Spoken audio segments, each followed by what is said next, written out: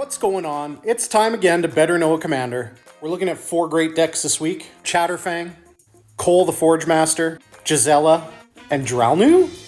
Make sure you like and subscribe, and let me know which commanders you'd like to see next. That's the easiest way to help the channel grow. Let's get into it. Stop playing this deck if you want your table to have a good time. Chatterfang Squirrel General asks, what if there was too many squirrel tokens on the table? We're going to make tokens, we're going to make squirrel tokens, we're going to use those tokens, and we're going to win the game. So first up, it'd be silly not to play Toski, Bearer of Secrets. Card draw for all the creatures that make it through and make contact. We get to play Deep Forest Hermit. It has Vanishing 3, it makes tokens, and it buffs your squirrels. Unfortunately, we're going to have to get rid of some of our squirrels as we go, so we're playing Pitiless Plunderer, and thankfully it just got a new reprint. We're also going to play Scurry Oak and Ivy Lane Denizen. And yes, these 2 cards do go infinite and make you infinite squirrels. That's a lot of squirrels. Since we're playing a bunch of 1/1s, you know we're putting a Skull Clamp in this deck, and it will be the best card in the deck, as it always is. Tons of tokens means I get to recommend Jaheira, Friend of the Forest. Let's turn them all into Mana Dorks. Speaking of Mana Dorks, how about Gaia's Cradle as a creature? We've got Circle of Dreams Druid to tap for green for each creature you control. And how about we play Grown Rights of Itlamok as well? It's going to flip over the turn you play it, and you're getting Itlamok, Cradle of the Sun, which is Gaia's Cradle as well. Now we get to jump into black as well, so why not start sacking creatures on our end step with Braids or Risen Nightmare, forcing our opponents to do the same or giving us some more cards. We get to play Golgari Charm, which doesn't seem like that big of a deal until you read the 3rd bullet, which is regenerate all creatures you control. This doesn't stop Toxic Deluge, but it definitely stops a lot of the board wipes out there. Just in case you didn't have enough tokens, we're going to play Parallel Lives to get even more tokens, double the tokens. One of our win cons is Eldrazi Monument. Chatterfang will definitely bow down to the Eldrazi if it means he can win the game. Of course, we're playing Grave Pact. We're making our opponents lose their creatures as the game goes on. One of the ways we win the game is with the background Agent of the Iron Throne. As long as you got Chatterfang on the battlefield, creatures dying means drain your opponents. Since creatures will be dying in this deck, we actually also get to play Black Market, which is a nice pickup. Get tons of charge counters on this thing, and save up black mana for every turn. Now, what are we going to do with that black mana, you ask? We're going to cast Tormented Hailfire. Not like the sexiest looking win at the end of the day, but hey, we got to start somewhere, and this is a great place to be. Sacrifice this, sacrifice that, make your opponents count it up. At the end of the day, you're going to have tons of squirrels on the battlefield, and they're going to have nothing left. Now that's a good time. So Chatterfang has an infinite combo, draws tons of cards, takes care of the board like nobody's business. You get to play Tormented Hailfire. Hope this helps. You can't achieve victory without a truly obnoxious combo. You all know I love a great cEDH deck, and it turns out this is very viable. Definitely some unique things going on with this deck, so let's get into it. We're talking Koll the Forgemaster. Leave it to call time to produce another card that just turns the game on its head. That first line of text, whenever another creature you control dies, if it was enchanted or equipped, return it to its owner's hand, abuses and breaks the one of fun of idea of Commander. So we're leaning hard into that, and we're going to win with it. So the deck plays a bunch of, like 4 or 5 0 mana kobolds or other creatures that you can cast for free. Importantly, they also only have 1 toughness. I like the art here on Crimson Kobolds, but there's a few different ones. We're also a red combo deck, so you know we're jamming a Dockside Extortionist. And since we're going to spin our tires hard on our turn, we definitely want a Grand Abolisher in the deck.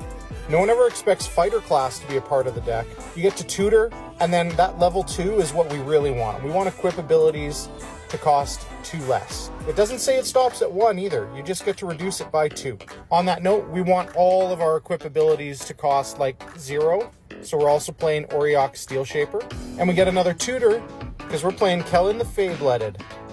And its adventure is Brighthorn Boon. We really need to find the key equipments that we want to use to make this deck do its thing. Oh, and we're an Underworld Breach deck, so that's kind of nice. Okay, back to this Kobolds for a second. It has 1 toughness, so you know what that means? We're playing Skull Clamp. With a reducer, that means we get to equip for 0 and kill and return our kobolds to our hand over and over again. This is going to let us draw our deck, if we want to draw our whole deck. But really, it's just going to help us find the cards that we're looking for. And we're looking for a card like Mortar Pod. It has Living Weapon, and it says equipped creature gets +1/+0, and sacrifice this creature. It deals 1 damage to any target, creature or player. It has equip 2, so that's why we want to get this equip cost down to 0. So we get this on the battlefield, and we start equipping our kobolds or our mirrors or whatever costs 0 mana. It doesn't matter. And we start burning out the table. That's the true win con of the deck, and I think it's just absolutely hilarious, and clearly a lot of time was put into developing this deck. So much so that, like, I definitely did not come up with any of this. I had to go searching for it, and then I had to read the primer that the deck had with it. So I'm going to post a link to the cEDH deck that I found. It's really good. The primer goes through all the different combos and things like that. And so that's really what I would go take a look at a little bit deeper if you want to know more. But absolutely, this is a viable cEDH deck. People won't really know what you're doing until you drop a kobold and skull clamp it. Also, how can the deck be bad if it gets to play Umezawa's Jite for the funsies? This is great board control, as we all know.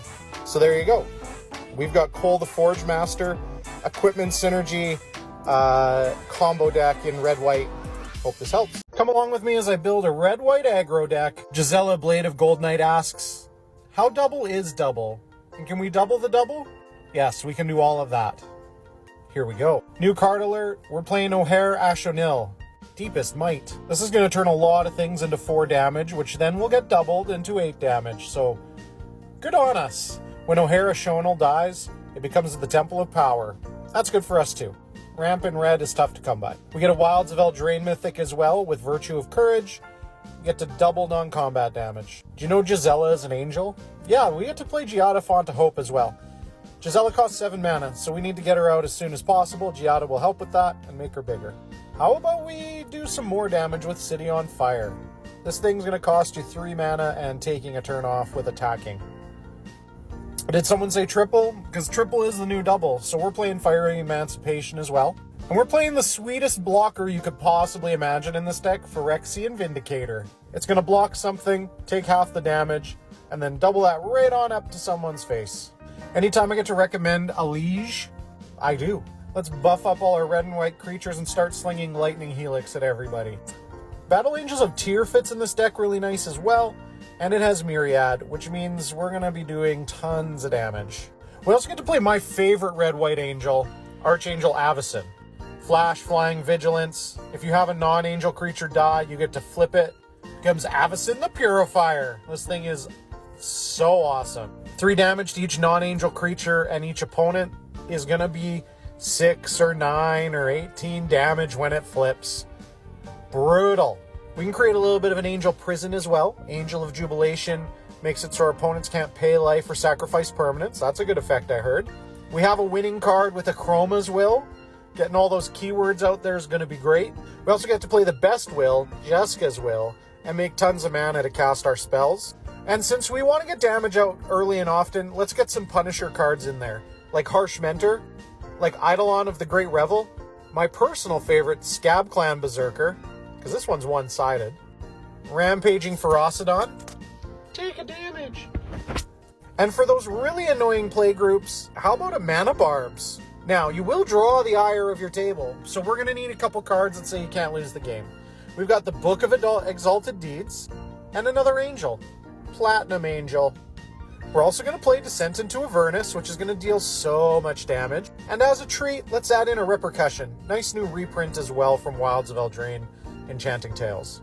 So, damage here, damage there, damage all over the derriere. Get busy, attack your opponents, and go for the win. Hope this helps. Everybody likes to live a little dangerously, right? Well, this deck is going to provide that and more. From Time Spiral, we have Dralnu, Lich Lord, a zombie wizard. If damage would be dealt to Dralnu, sacrifice that many permanents instead. So he's not going anywhere, but man, that's a tough thing to build around. So watch out for Blasphemous Act and Anger of the Gods and random pingers. Like, just be careful. What's really nice is you can tap and give cards in your graveyard flashback. So we've got a blue-black Spellslinger deck that has some zombie wizard payoffs, and that's what we're looking at. So Never a bad place to start with blue and black. Let's go from there. Some creatures we're adding to the deck right away. Vohar, Vodalian Desecrator. Draw a card, discard a card. If you discard an instant or sorcery, each opponent loses a life, you gain 1 life. That's good. 2, sack it, and give a card in your graveyard flashback, essentially. We're playing Baral, Chief of Compliance. We need our spells to cost 1 less, and we're playing lots of instants and sorceries, so this is a perfect fit. We've got Rona, Herald of Invasion. We're going to cast a legendary spell and tap Rona, Herald of Invasion. So we're going to play Mox Amber, and we're going to play Retraction Helix, just in case we want to go infinite with untaps. We're also playing Rona, Shieldred's Faithful. Whenever you cast an instant or sorcery, each opponent loses 1 life. Well, we can do that in spades. We're playing Isochron Scepter, we're playing Dramatic Reversal. And as long as we have our Soul Ring in play, we can now cast Dramatic Reversal infinite number of times and drain out the table. That seems really good too. Now, if you add a Talisman of Dominance and a Dimir Signet to the deck, you now have infinite blue and black mana with your Dramatic Scepter combo. Other cards I'd add to the deck, Rona's Vortex. It's a bounce spell, or if you kick it, you get to tuck something on the bottom of its owner's library. That's really cool. This card's really underrated. How about Gravebreaker Lamia as a payoff for casting instants and sorceries or cards from our graveyard? It also lets us ramp by casting cards from our graveyard. You could treat yourself with a Yawgmoth's Will, definitely on the pricier end from the reserve list, but this card is classically powerful. We're playing Sedgemoor Witch as well, cast instants and sorceries, make 1/1 black and green pest tokens. We're casting instants and sorceries, so we might as well play Archmage Emeritus and draw a ton of cards. We're also playing Lord of the Nazgul. Once you get to 9 ring wraiths, you get 9/9 ring wraiths. And this produces the tokens for you. You don't even have to play the Nazgul, but you could. Poppet Stitcher is a great inclusion here. You're gonna make tons of decayed zombies, and you're gonna flip it into Poppet Factory, giving all of your tokens 3/3 and not decayed. Why not add in the brand new legendary creature, the Ancient One? We're putting lots of cards from our deck in the graveyard, and so this 8/8 is going to be attacking. Descend seems like it's going to be an easy payoff here. Also, you can mill out all your opponents using infinite mana. How about we put more cards in our graveyard with Ancient Excavation, instant speed, one-sided Windfall, and mana fixing if we need it. Oh, did I mention this is an ad nauseum deck? So you know I like it. This card wins you the game. And I know there'll be people out there saying, well, no, it doesn't actually win you the game. You need payoffs. Obviously, you need payoffs. But you're going to draw like 30 or 40 cards off this. If you can't win with 30 or 40 cards in your hand, what are you doing? Come on. Other cards that put things in your graveyard. How about Sauron's Ransom? And Factor Fiction. These don't say draw some cards and your opponents put some in your graveyard. This just says draw all the cards for a way too good of a rate. Tutor directly to your graveyard with Entomb. That's always good.